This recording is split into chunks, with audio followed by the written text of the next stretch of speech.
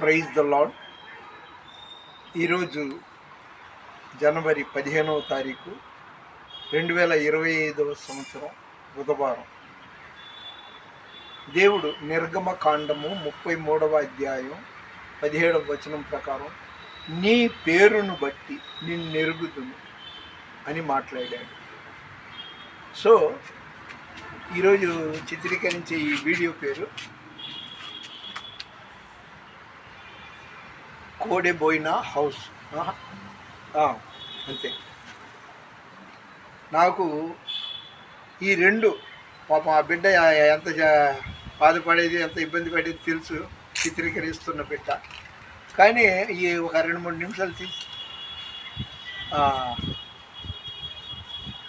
నీ కృప నిత్యముండును, నీ కృప నిత్య జీవము, నీ కృప వివరింప నా తరమా యేసయ్యా.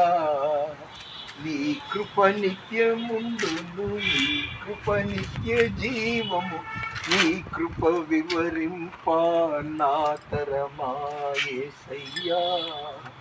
నీతిమంతుల గుడారాలలో వినబడుచున్నది రక్షణ సంగీత సునాదము. శృతి ఉన్న పాటలకు విలువలు ఉన్నట్లే కృతజ్ఞత నీచావు, కృపలో నిలిపావు. కృంగిన వేళలో నన్ను లేవనెత్తిన చిరునామా నీవేగా. సరే, నేనేదో మహాగాయకుడిని, మధుర గాయకుడిని, స్వార్థ గాయకుడిని అనట్లేదు, కానీ నాకు అది ఒక అలవాటు అయిపోయింది. ఈరోజు నేను టీవీ చూసినప్పుడు, వీడియో చూసినప్పుడు సినీ కొరియోగ్రాఫరు, నటుడు, డైరెక్టర్ లారెన్స్ రాఘవేంద్ర అతను ఒక మాట మాట్లాడాడు, చాలా బాగుంది. మీరు కూడా చూడండి కావాలంటే. ఒక వీడియో పెట్టాడు.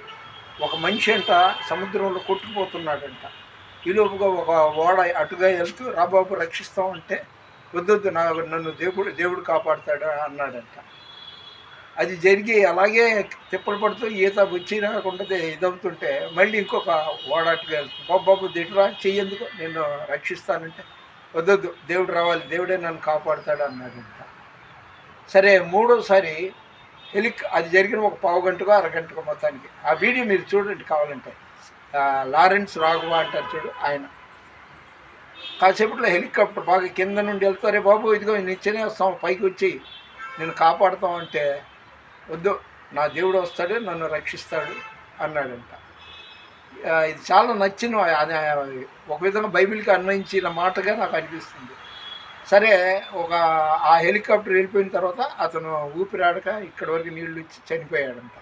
చనిపోయి పైకి వెళ్ళినప్పుడు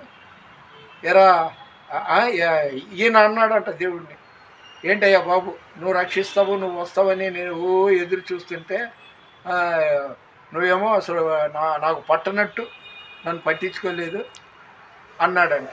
అప్పుడు దేవుడు అన్నాడంటే, వారి పిచ్చావాడా, నేను ఓడలో వచ్చి నీకు చెయ్యి అందించింది నేనేరా, అయినా సరే నువ్వు మూర్ఖుడివి. మరొక ఇది మినీ ఫైబర్ ఓడ వచ్చినప్పుడు అందులో నుండి కేకేసింది కూడా, రక్షిద్దామనేసి కేకేసింది కూడా నేనే.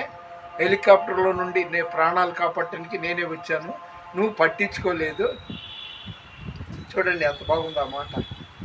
ఇప్పుడు ఈ మాటగా అర్థం ఏంటంటే, యేసు యేసు యేసు, నా దేవుడి పేరు యేసు అని నేను స్పీడ్గా లారీ వస్తుంది అనుకోండి, దాని ఎదురుగా ఇలా వెళ్ళిపోతాను. వెళ్తే వెర్రివాడు, మూర్ఖుడు అన్నమాట. కాబట్టి ఆ అంశం చాలా బాగా నచ్చింది. మరొకటి, దైవ సేవకుడు, ఆయన పేరేంటి, అభినయ్ దర్శన్, ఆయన ఒక వీడియో పెట్టాడు.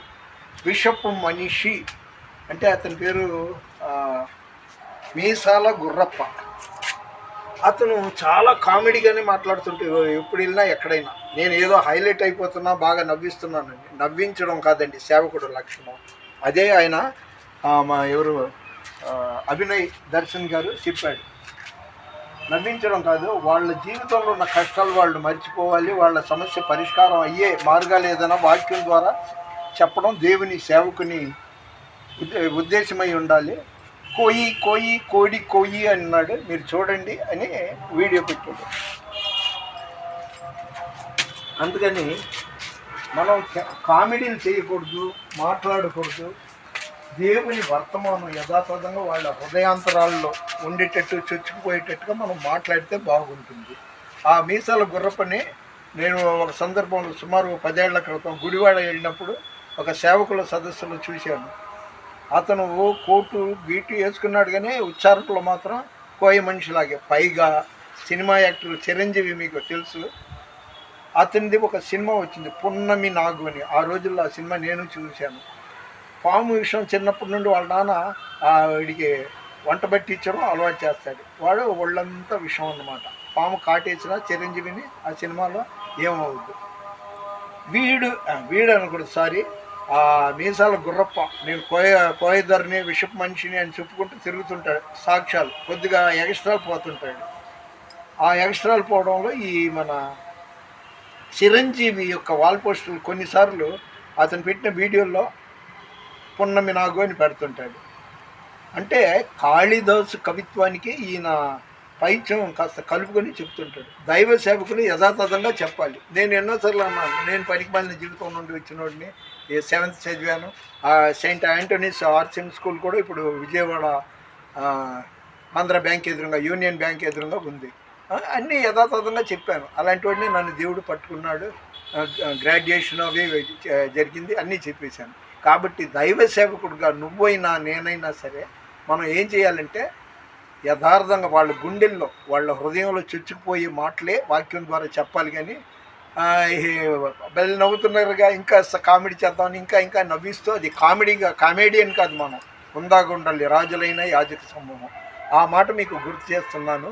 మీలో ఎవరైనా ఉంటే సరి చేసుకోండి. ఎందుకంటే మొన్న ఒక గొడవలో మా పిల్లలు నాకు హితబోధ చేస్తే నేను ఇంకా మారిపోయాను. ఇదే సాత్వికంగా మారిపోయాను. మన వినికిడిలో దేవుడి కొన్ని మాటలు దీవించునుగాక. దేవుని పరిచర్యలో మీ రత్నం ఫ్రాన్సిస్. God bless you.